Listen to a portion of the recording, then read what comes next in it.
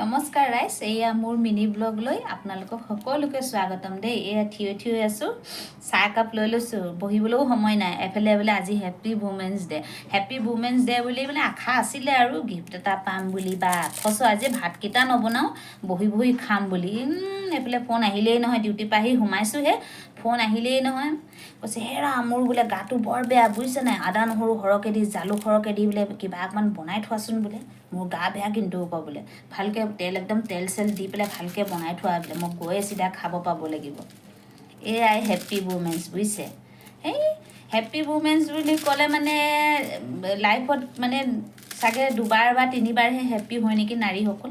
এবাৰ প্ৰথম বিয়াত বহা দিনাখন হেপী হ'ব, তাৰপিছত সন্তান জন্ম দিয়া দিনাখন হেপী, তাৰপিছত কাক হেপী দেখিছে? যিবিলাক হেপী আৰু সেইবিলাকক কৈছোঁ দেই, কপাল নহয় কিন্তু আপোনালোকৰ দেই, আপোনালোকে বৰ ভাগ্যৱতী।